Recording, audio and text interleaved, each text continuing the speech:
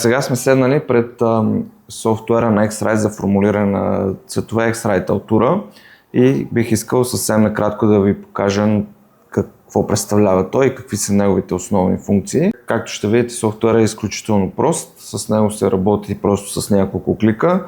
Логиката му на работа е построена, казано просто от ляво на дясно.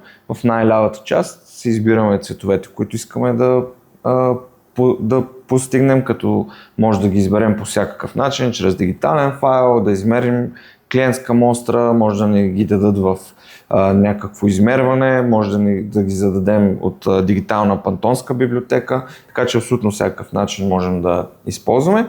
Във втората част дефинираме как ще печатаме този цвят, на каква технология, на какъв материал и с какви базови мастила. Тук конкретно се използват мастилата на Янеке, така че те са дефинирани в софтуера. И единственото нещо, което аз трябва да направя, избирайки тези базови стойности, е да натисна Formulate и софтуера сам ще направи формули, които ще ми предложи, които съответстват на моето задание, какъв цвят искам да получа.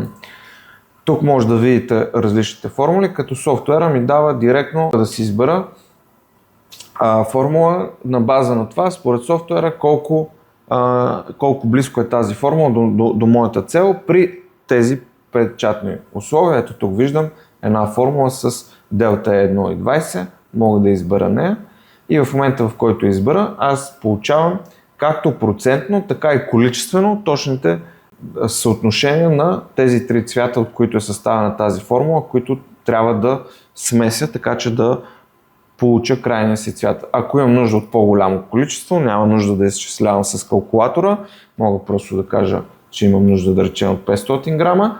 Процентите се запазват същите, но количеството автоматично се преизчисли, така че оператора да може веднага по най-лесния начин да започне да забърква, слагайки точно тези количества.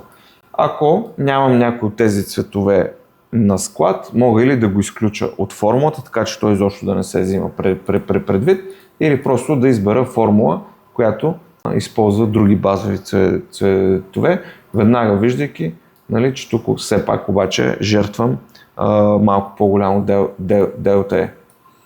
Това е накратко как се използва софтуера, изключително лесен и интуитивен, няма нужда да се превключват между различни екрани, всичко от което има нужда е на едно място и както видяхте, имам възможността да си го размествам, да си го правя по-голямо, по-малко, така че изцяло както е удобно на всеки оператор да си подреди работния поток, това е в неговата свобода. Видяхте, получихме една формула за по-малко от една минута с всичките обяснения, което означава, че един опитен оператор буквално за няколко секунди може да получи формула, с която да започне да забърква мастила.